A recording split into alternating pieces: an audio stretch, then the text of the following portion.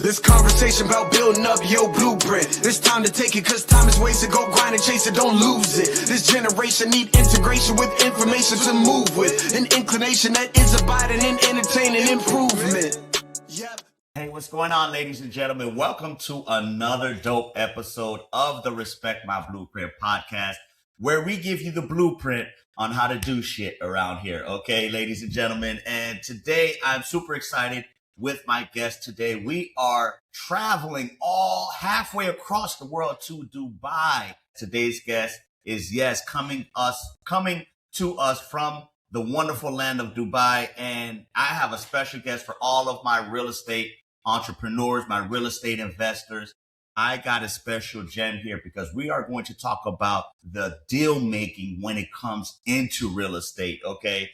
And my guest today, he is the CEO of Aegis Capital, okay? And not only he's an expert in flipping property, he's not just that, man. It's not just the average cat. He flips the entire game, all right? And he's going to drop the blueprint from being able to get off-market deals in Dubai to be able to go ahead and to be able to show us how you can syndicate deals even here in the United States as well, too. So he's the man behind the curtain connecting billion-dollar investors to once-in-a-lifetime opportunities. Listen, he's not just into real estate. He is real estate, to be honest, ladies and gentlemen. Again, like I mentioned, he's the CEO of Aegis Capital, general partner at Knightsbridge, deal architect, global connector. Let's go ahead and welcome the closer behind $1 Million Plays, Jake El-Rasoul. How you doing today, my friend? Very good, Wesley. Thank you very much for that introduction. Lovely. Awesome. Well, Jake, listen, I tried my best to go ahead and roll out the red carpet for you, to go ahead and let you know, let the audience know who you are and everything like that. But, for those who don't know you, if you could go ahead and take a couple quick minutes and go ahead and share with the audience a little bit about yourself, your background, sure. And, how you've been able to go ahead and become the man in real estate that you are right now. Yeah, for sure. So I'm originally from the UK. I moved out to Dubai 12 years ago. Actually came here to visit some friends. So it was a very unplanned move to Dubai. Came here and saw some friends, saw what was going on here and just wanted a piece of it, really. Just wanted to come here. And the whole idea was take some time away from the UK, having a year off, worked very hard. I was 30 years old when I moved here. It was time to take a bit of a break. And then you get here and you realize that there's just so much opportunity here. And also you need to start working to be able to live here. Quickly got into the real estate market here and have gone from working as a standard kind of real estate broker to owning a couple of businesses, having my own real estate fund, traveling around the world, looking at different projects, just building a very unique and a very faithful network. That's what's been the kind of catalyst to everything that's come my way. Meeting the right people, spending the right amount of time with them and helping them out, and they help you back. So that's a bit about me. I think my background is not real estate, which is quite interesting for a lot of people. My background is actually engineering. That's what I've done in the UK. Which had a very, very different business, but there was always a sales side within that business, which I was quite good at. And it was just a case of people skills, managing my own time, being able to talk to people, being able to help people. And that's kind of been transferred over into the real estate side. So a very different background in the UK, but I haven't regretted any of it whatsoever. It's been an amazing journey so far.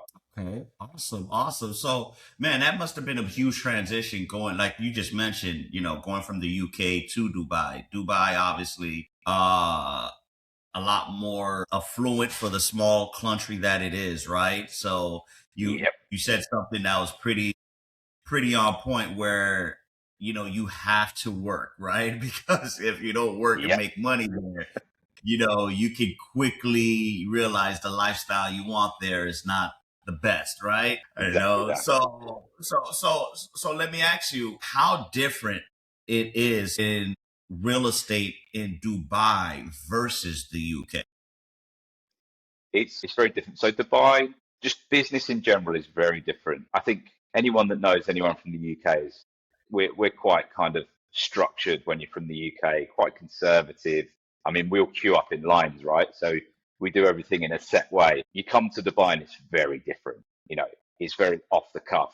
Like you can turn up at meetings and people aren't there. You could get called within 5, 10 minutes and want to be at a meeting. It's much more dynamic. It's more exciting. But coming Right. from the UK to that environment is tough. Like the first 6 months, I was ready to go back. I was like, get me on the flight, get me back to the UK, get me back to a structure.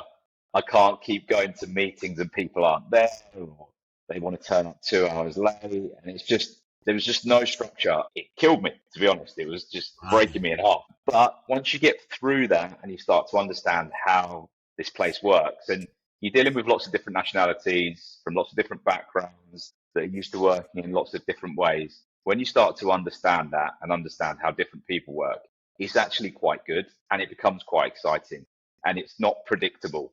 And the unpredictable side of it is the exciting part. So yeah, it's been an interesting journey, but one I definitely enjoyed. I can imagine, right? Okay. Okay. So now here, quick question. Does Dubai have, and even UK, do they have like a MLS, just like the United States? Is there's like a multi-listing service where real estate agents can be able to go ahead and list their properties and everything like that? Is there some type of structure like that there?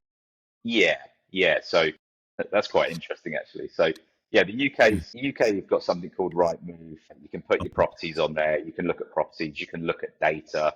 You can track data. Dubai has something very similar. They have portals, Property Finder, Bayou. Okay. They're very up to date now. So all of the tech, all of the data is there now. But when I first came here, it was very wild. It was almost like eBay in the early days. You could list anything on there. So Yeah. could be listing properties that you may not even own. So Right. sometimes Right. you're calling landlords or you don't even know if it is a landlord. Is it an owner? Is it an owner's advisor? Is it someone else just trying to list the property to do the deal? Some wild stuff happened in the early days. Some really wild stuff happened. Well, that's wild right there, because and especially when it comes to something like real estate, if there's no regulation and there's no guardrails or something like that, it could, some devious things can really happen and things like that, right? So Yeah, now you have built a niche for yourself as well as built a name for yourself by really carving out off market deals, right? Right. So if you could kind of share a little bit with the audience before we get into the meat and potatoes, what's the difference between an off market deal and a deal and an on market deal, or a deal that's typically listed on the MLS? yeah. Effectively, it's is what it says on the tin. Really, it's something that is not out there in the public domain. It's not listed on the portals. People haven't seen it. It's very much off market. So it might come to us, and it will come to us through the network. So trusted network. It may be someone that we know personally, or someone that we know has passed us on to someone else. The deal will come to us. We'll have a look at it, and we'll decide whether we can help them or not. We'll look at the deal and say, okay, does the deal look good? Yes, it looks good. Do we have the network to be able to help that client sell this property or whatever it is they want to do to this property? If we do, then yes, we'll take it on. If we don't, we'll tell them, unfortunately, we don't have the right people for you, but we might be able to connect you somewhere else. But yeah, it's very much off market. So, not everyone's seeing it. And the reason that we work on those type of products is, one, we get the first chance to sell it. We can sell it quietly. A lot of the time, these type of products like to be sold quietly in the market. They devalue sometimes when they've been out there and everyone's seen them. When you're going sort of slightly higher profile, if someone else has seen that property somewhere else, or someone else has been in that property, someone might get put off slightly. So the off-market stuff is stuff that we like to work on. It's not always individual properties either. Sometimes it might be a larger asset that we're raising money for off-market. Again, we're just doing it off-market and it's not out there in the open space. In the Middle East or Dubai specifically, once something's out in the market, it's all over social media, it's all over the portals. Everyone sees it quickly because that's the road to success here. Get it out onto social media and people see it, someone buys it. And that's wild because, you would typically think in conventional thinking, if you list a property, you want as many eyeballs on it, right? You want to Yeah, market it. The more eyeballs, the more you'll be able to go ahead and potentially sell the deal. But like you mentioned, sometimes people, but that also could lead to a bidding war, and that has its con within itself. And sometimes people just don't want to feel so many calls, and they just want to work exclusively. And that personal touch can sort of add like a prestige and more an exclusive aspect to it when it comes to the deal making, right? There's also a bit of a strategy from the seller side sometimes. What we find is that what they're trying to do is filter slightly. So it will be off market for a certain amount of time. And what they're trying to do, and when we find this in the renovation space where we're working with high-end renovations, they want lots of people to come and have a look at it quietly, but to get feedback. So is there an objection? I'll give you a prime example. We've got a mansion villa in one of the locations out here for sale that's off market. Now, the feedback from a lot of people that have seen it is that the parking garage needs to have a lift in it so you can fit 4 cars, not 2. So what they're going to do is they're going to put a lift in it. And then in January, they're going to list it. So they've had all their feedback now. So they know what people are saying works, what people don't like, what people do like. They've listened, they've made the slight changes, and now it will go mass market in January and it'll go out to everyone. There's tactics that are played, by certain sellers. They can be quite clever. It doesn't work for everyone, but yeah, some people like to do that as well. Okay. So, and also, what type do you work primarily in the residential or commercial or combination of both? It's mostly residential. Yeah, mostly residential for us. Residential. Okay. All right. And from what you just mentioned with the one example with the mansion, I'm assuming you deal with more of the high-end properties, the $1 million properties or multi-million-dollar properties or close to it, right?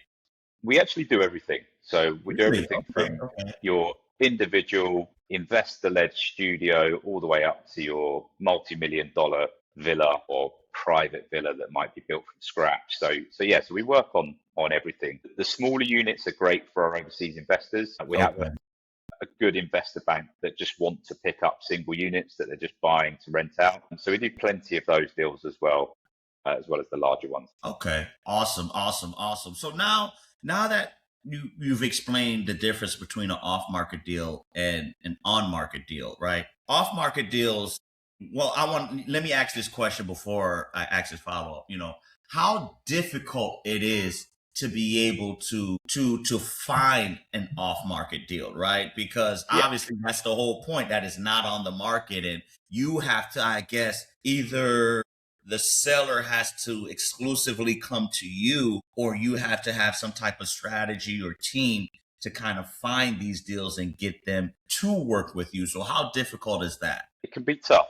They're not sort of deals that you can just go and pick up. These are deals that come to us over a 12-year span of just building a network and building trust with the right people. So everything comes through the network to us. It's referrals from people that we know, clients we've worked with previously, rather than us actually going out and trying to find it. You can go out and find them, especially here in Dubai. If you can go out, find something, prove that you can provide extra value to get that exclusive listing, you can win the deal and do that.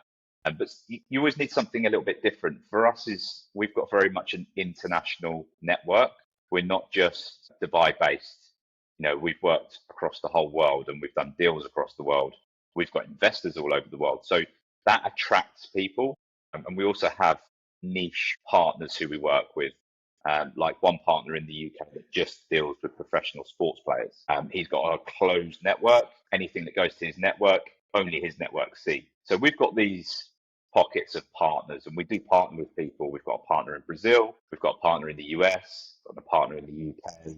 So we partner with people to be able to get access to their networks as well, and we just share deal flow. We trust each other. We've worked with each other before. That helps us. That helps us get access to these deals, and that helps us get people in front of these deals. If you can get people in front of them, then people know you've got the network to be able to do that again. Awesome. So okay. And which, leads me to the next question here, because, again, you and your team have been able to largely build a name for yourself. So, again, these deals are coming to you exclusively. Now, if for a new investor that wants to get into real estate investing, but again, they want to follow the same blueprint as you, they want to work primarily with off-market deals, what's sort of what advice would you give the Jake who just started out or just starting out to getting into off market deals? It's definitely network here. So you just got to go out and you got to meet as many people as possible, understand what they do, really get to know them, and try and provide some value to them. Once you've given them some value, it will come back round. Don't ask for it. It comes to you. You have to be very patient. You do things for other people, they remember, they come back to you, and it works. And you just have to do that en masse. And it's just, touching or speaking to as many people as possible, having those touch points, having those conversations, providing some value. And it could be anything. It could be a small piece of value, helping someone with finding a school, for instance, or giving them some advice Right. on a school for their kids. Something that It doesn't helps. That necessarily have to be real estate. It could be it just doesn't. something else. Yeah, it could be anything. And that helps you build your network because you have to have a network here. The other way here is if you're just coming here and you're starting, it's old school. You've just got to get on the phones and you've just got to ring people. Just ring and ring. Have conversations, get Pound it rejected. down. Right. Right. Exactly that. And look, that works as well. People have different ways of doing things, but you just got to put yourself out there. And for me, it's being able to meet other people, trying to add value to their lives in whatever way that might be. And that comes back round. It always comes back round. You just have to be patient. Got it. And that goes into a term that I've always used throughout my life and everything, and that's the importance of relationship capital. We all know about currency, the actual physical capital, but building wonderful relationships and filling your bank with a high quantity of relationship capital could take you a longer way than you having actual physical capital in your bank account, right? Exactly. And you're attesting to that, especially when it comes to the end of field that you're in, right? Now, here's another thing. Again, another question.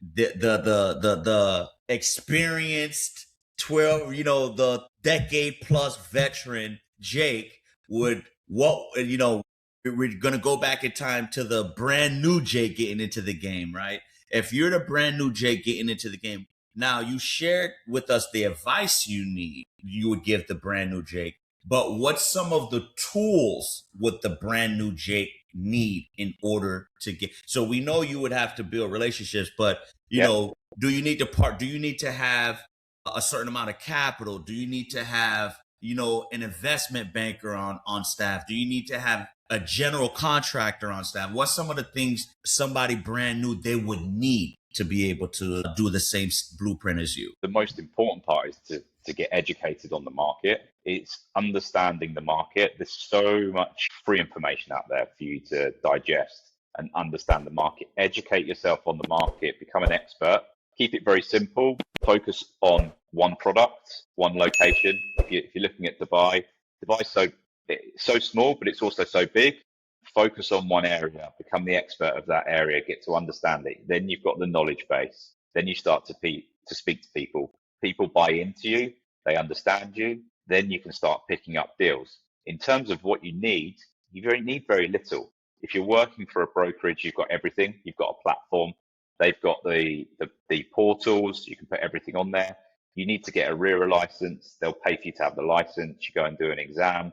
The exam's pretty straightforward. Again, if you've educated yourself, you'll be able to pass the exam. And then you just go out there and do deals. And then once you've got some money in and you want to start your own business, that's when it changes slightly. And then you need to structure yourself and strategize as to where you're going to go with that business. Again, what are you going to focus on? Is it just residential real estate? Is it renovations, which is something that we do via a real estate fund that we've set up? And we've got to that point now from all of the mistakes we made up until this point. And now we know that we can set up a real estate fund, which we've actually set up in the US. We can raise money from global investors. We can deploy it into the market here, into established locations, nice luxury villas that families live in. We can go there, do a high-end renovation. And then all of the millionaires that are moving here look at buying them because they want turnkey. They've moved from the UK. They've taken their kids away from school, their family away from the UK. They don't want to move into an old 4 or 5 bedroom property. They want something that's new, that's modern, that's up to standards, and we're delivering that to them. So, that's where we've got to, but we've had to, make the mistakes, understand the market, meet the right people, meet the wrong people to get to this point. So the journey is very different for everyone, but starting from scratch, you need very little. You just need to educate yourself. Awesome. So that's very encouraging because sometimes a lot of people build obstacles in their mind, especially when it comes to real estate. It's like, oh man, I need so much capital. I need this, and this. And you sort of just simplified it that, hey, it really doesn't take that much aside from obviously, passion and just educating yourself, right? Now, I want to kind of go back into a segment in what you were just sharing, right? Where especially in the US, right? A lot of people are starting to be aware of the approach where you say you could build a real estate fund, right? And one particular influencer, I'm pretty sure you've heard of him, he's made a name for himself doing this strategy is Grant Cardone, right? Yep. Where there's a term that's called syndication, right? Yep. Which I'm pretty sure you're familiar with. So if you could share a little bit about syndication and how that's also a great strategy, because that's something obviously you exercise in your business and everything like that. So, if you could kind of educate the audience here, because I know when you mentioned that, a lot of their ears perked up just like mine. So they kind of want to hear about that a little bit. Yeah. Yeah. So we've been doing this on the capital raising side of the business for the last 5 years, where we've been looking at real estate projects around the world, seeing that there's a big opportunity there to, get a healthy return at exit or hold on to it and make a good return from the rental income. But the cash requirement's quite high to get into these deals. So basically, if you syndicate that cash, get a lot of you together, put all of your money together, you can go and buy that asset or invest into that asset, and you can all take a share of the return in its simplest form. And again, we've done this for other people. So we've become the capital raiser for property developers in the UK, in Australia, in the US. But the only problem when you're doing it for other people is you never have full control because you're just helping raise the money. So we've gone one step further now, and we've set up our own real estate fund where we're in control of everything. We have the fund, we have our regulated brokerage. The fund mandates the brokerage to find the real estate assets. The fund essentially is raising money. It can take money from global investors, US, anyone around the world. For an investor, it's much easier going into a real estate fund that's managed by people that understand real estate and are experts in the space and have got their feet on the ground. You don't have to buy the physical asset. You don't have to go through the process. A lot of overseas investors want to come to Dubai to buy a property. By the time they've done that, it's already been sold. The market moves too quick. So they've got on that flight, they've landed, it's gone. So if you go into a real estate fund, you can dip your toe in the water. You don't have to go too heavy. You can put a smaller amount of capital in. You can get to understand how the market works. And we manage everything for them. We do absolutely everything. We go and buy the real estate, we renovate the real estate, and we sell the real estate. That's our sort of primary strategy. We do pick up the stressed assets as well. And we do sometimes underwrite bulk buy from developers at a discount when we can see value. So for us, we get to put everyone's money together, maximize it, go to market, get the best deals, get the best returns for our clients, and we'll just repeat that again. So that's what we're doing, and that's where you can do things at scale. Everyone tells you need to scale, and this is the way to scale in real estate. So now, and that's awesome right there, because again, in other words, you are taking a lot of the risk, speaking as the investor, right? Me, say I had some capital I wanted to invest. I'm personally, if I moved on that strategy, I'm taking a lot of risk off of my plate, right? Because my expertise is in something else. It's like, hey, I don't have to get in the trenches about real estate. I could just go ahead and deploy my capital, have it work for me and everything, and trust the experts like yourself. Right? That's exactly it. Yeah, that's exactly it. Yeah. And we've got the track record, the case studies. We've got it all there to show that we've already done this and we can do this again. So for someone that doesn't know anything about real estate and wants to get into real estate, it's great. For someone that knows everything about real estate and wants to diversify, it's also great. So there's an opportunity for everyone at every level.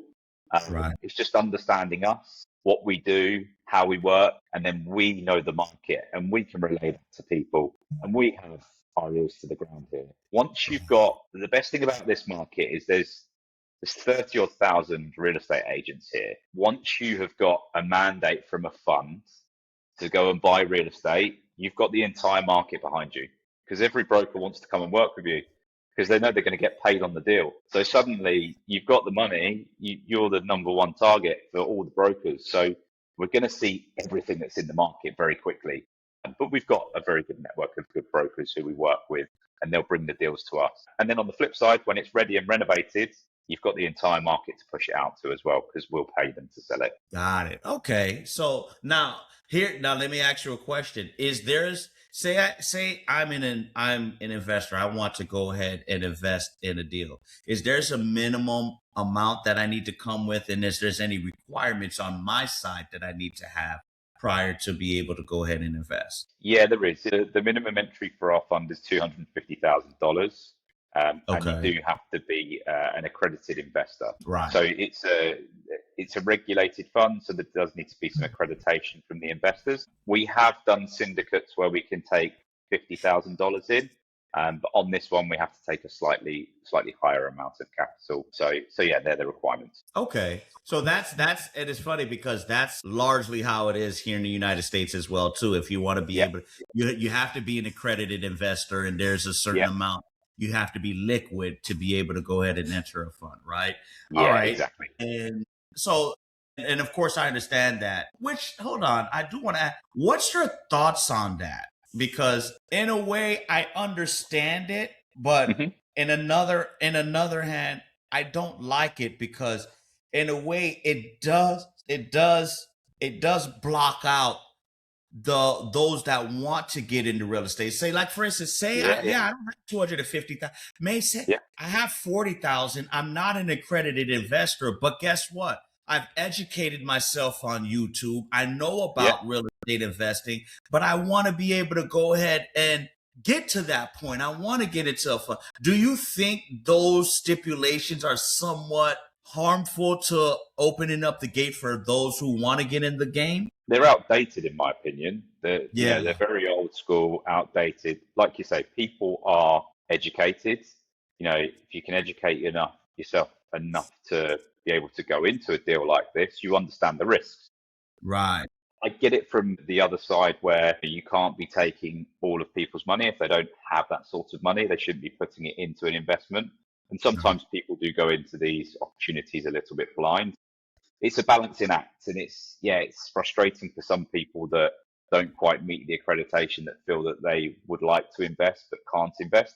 I've been in that position myself 6 years ago when I was investing into an actual litigation fund, but I wasn't deemed as an accredited investor in Singapore, so I couldn't invest into it. So I missed out, and I missed out on that deal. So yeah, it happens, but you get there eventually, and then you can come and participate. Hopefully the rules change and everything like that. But I just wanted to put that out there because I always thought that was kind of like like you said, outdated. Hopefully they could update the rules and everything, right? So now I wanted to go ahead and touch on this. You mentioned that you're big on renovations, right? Now renovations, that's scary for some, because you're talking about because. Listen, I'm pretty sure you've done with this, right? When you get into the game of renovating, it can be very tricky. Things can go sideways very fast, right? You're renovating something, and next thing you know, when you get to the shell of something, you realize there's a problem that you never anticipated, right? Once you start ripping down drywall, it's like, oh my God, there's foundation cracks or whatever the case may be, right? So, what are your thoughts on just the renovation? I know you may be a little biased because that's something you've kind of got your mojo on and everything like that. But renovating, kind of explain that a little bit. That could be a pretty tricky thing for a real estate as well too, right? This is a really good question. If you'd asked me that question, and if I was to do this in the UK, I'd run a mile. Because you start to renovate something and you just find problems, and it's one problem after another after another. The beauty of Dubai and the UAE is the structures here are just poured concrete. So it's steel, reinforced steel, poured concrete. It's a shell. So when you go and do a renovation, you rip everything out. You go back to the bare bones. So everything goes. Really?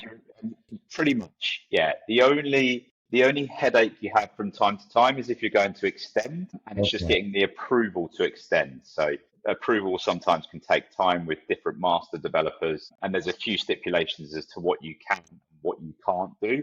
But in terms of having any problems like pulling down the walls and finding, bees nests or Yeah. asbestos or all of these problems and water leaks, you don't get anything like that because you just rip everything out and you start again. And that's also the beauty of it from a design aspect. It's a bare shell, and you can go in and make the changes and make it look really different and a lot better. Right, okay, I see. Yeah, and wow, and I guess that's the secret sauce that you kind of have there in Dubai, right? Because again, although I'm not well, but as you can see, based upon our conversation, I have a little bit of knowledge on real estate investing, and I Yeah. even got into it a little bit, and it was actually my first real estate investment. I experienced that problem. Like, man, we bought the house. As we're renovating it, it was just like, man, the floor, there was cracks on the foundation and I'm like, what? Now the cost skyrockets, right? Because it's like, Yeah. it's like, Also, this place is really a 20-year-old city, right? It's right. it's not that old. So everything that you're working on is normally kind of 10 to 12 years old. So the basic structure's pretty good. It's just a case of, ripping everything out. It's upgrades in new bathrooms, new kitchens, new floors, new ceilings. AC gets replaced throughout. Smart home technology goes in. Windows and doors get changed. And then it's just your finishing touches internally, and anything else that wants to go in there to make it look quite nice. But it's quite straightforward here. But it's daunting when you think of renovation. It's a great question, because if I was to do this in the UK, yeah, I would be very, very great. Okay, good, good. All right. So, as we're ready to wrap up the show and everything like that, so I want to ask you a couple of quick questions. Now, you've ended up building a company, Aegis Capital, which I want to, you can share that a little bit. So, and if there's so many different real estate advisors in the space, there's so many different, real estate professionals and developers. What separates Aegis Capital from some of your competition? It's a really cheesy word, but the word boutique, everyone uses it and it gets Right. overused. But we're very different. We're not a big machine out there just to sell, sell, sell. We're very unique in by the way that we work in pretty much everything to do with residential real estate. And to give you an example, we will sell an individual studio to an overseas investor or a local investor who wants to buy it at the entry level of the market. The other end of the market, because our network is so good, we flew out to the Maldives last weekend to look at a real estate project there, because we have a landowner that owns an island, and we have a very good relationship with a developer out here that builds private islands um, in the sea. So, we're at both ends of the spectrum. So we're very much a boutique advisory that just has a very unique network, and everything's based on referrals. So it's all internal. We don't really do much kind of outbound. We have done in the past for the individual units, but everything's internal. It all comes through the network. Now, so the boutique, which you're right, that is a word, I guess everybody has in their mission statement, their pitch deck, and everything like that, right? But how many of them are really following through with that? They'll say Yeah, boutique, but eventually, right? So I get it. Especially when the money starts coming in, then it's kind of like we'll take everybody out, right? yeah, yeah. I mean, one thing we've always said to people is our business was built by investors because we became investors for investors. So we're very much investor led. That's kind of our kind of ethos. We're investors, so we always look at deals like we are the investor. Yes, Right. we're an investor invest, but we want to put ourselves in their shoes to be the investor. So we'll tell people to back out of deals. If we don't like them, we'll say no. Really? Like, seriously? We've done that a lot. We've done that a hell of a lot, and we've lost deals. We've lost lots of deals because we're too honest about the market from time to time. We'll tell people straight. You're not going to double your money in 12 months like another agent's told you down the road. It's happened, but that was an anomaly. That was because of COVID and the influx of people that came here at the time. And don't expect that to happen over the next 12 months because the market's maturing and it's changing. So we tell that to people all the time, and they'll walk away from us and go and do the deal with someone else. But in 12 months' time, they'll be sitting on an asset that hasn't doubled problem if they can't complete on it. So we don't want those problems. We'd rather walk away from them. Understood. Okay. All right. So now my final question here before we wrap up, and then we get to the final. Again, a lot of the audience now, our audience is aspiring entrepreneurs, aspiring real estate investors, even newly minted investors as well too. You know, real estate agents, mortgage brokers, and everything like that. So, and then I'm glad we've had this episode because number one, it shared with them that they don't have to just limit themselves to the borders of the United States, right? International investment, international, you know, investing in properties internationally like yourself is something they should put in their portfolio and look into, right? So, you know, what I wanted to ask, if there's one piece of advice you could share with the audience right now when it comes to whether it's off-market deals, international investing, you know, sourcing your money and syndicating and everything like that. If they wanted to be able to get in this and scale and be successful, what's the one piece of advice you would share with them? Just to partner with a professional in that space. It's exactly what we do. We have partners all over the world that specialize in different areas of real estate, private equity, capital raising, whatever it might be.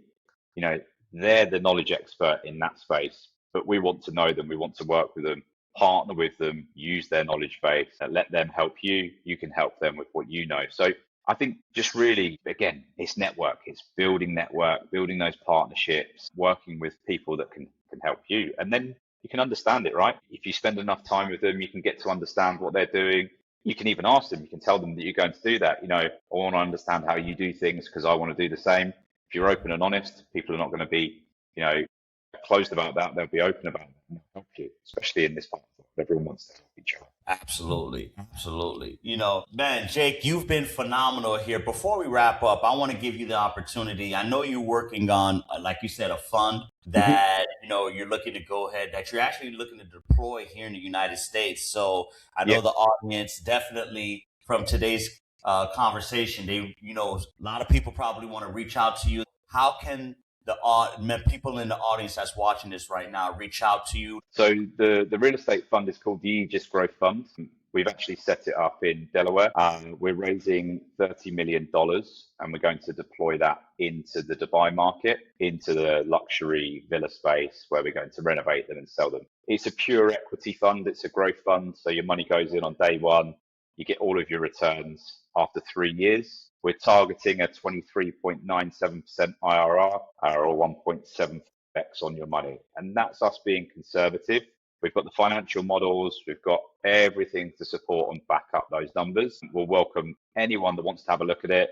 We've got an online portal where you can actually view the product, view the case studies, learn a bit more about us. And then you can obviously reach out to me direct, LinkedIn, Instagram, the website, my number's on there, and my email's on there. Anyone can reach out to me, ask me about the market, whether it be the Dubai market or the UK market or anywhere around the world. And if people have got opportunities they want to share with us, we're always open to look at them as well. Because again, we've got a very diverse network. So we like to put people together and we like to put deals together. That's where we sort of maximize ourselves. Awesome. Awesome. Now, listen, ladies and gentlemen, listen, as you guys can see, Jake is the deal maker, right? And one thing that we've talked about, we've touched about it briefly in our conversation here, but relationship capital. So building those relationships, you guys, you know, I highly encourage you, if you're looking to be able to go ahead and get into an exclusive deal, being able to get into an international deal, somebody that's been in this industry for over 10 years. And it's also going to be included in the newsletter. So you definitely will be able to go ahead and tap in with Jake. Listen, Blueprint Nation, let's show some love. I want you guys to be able to go ahead and reach out to him. All right. All of my real estate agents, my mortgage brokers, also, even if you're just not into real estate, but if you're somebody that has some, you know, you're liquid, you're an accredited investor and you don't know where to go to, reach out to Jake. And thanks for tapping in today. Jake, man, it was a great conversation. You know, glad to have you here. You know, hopefully we could do a part 2. You know, I would love to definitely do that. I know we was connected with Chase here, so we'll definitely see if we can make it happen sometime in the future as well too. Okay. Would love to try and meet you when I come to the States in in the new year. So we'll see if we can make that as well. Let's make it happen, man. Yeah, Absolutely. Absolutely, man. I love the vibe. I love the energy. Relationship capital, right? there you go. You know, Exactly. that is key there. So, ladies and gentlemen, that is the key word for today's episode, relationship capital as well, too. You know, everything doesn't have to be transactional. You know, you can go ahead and just like Jake has mentioned, hey, what can I, just building a friendship with something, you never know what it can materialize to be in the future. All right. But other than that, guys, everybody stay safe out there. And as always, here in the blueprint, we're going to give you the blueprint on how to do shit. Thanks for everybody. Take care and catch you on the flip side. Blueprint, yeah. Blueprint. This conversation about building up your blueprint. It's time to take it, cause time is wasted. Go grind and chase it, don't lose it. This generation need integration with information to move with. An inclination that is abiding in entertaining improvement. Yep, Wes Paul with Blueprint. This guests are exclusive. Get on and tune in and then learn some new tips about credit, finance, investment. A nice chance to get rich and buy land. Flip it, quick 9 bands. Learn all the skills from Wes, he did it. Learn how to build successful business. Run up a mill and get the digits. Run up a mill. Look, safe place where guests are speaking. Based off financial freedom. All facts, no cap, believe it. Podcast, you have to see it.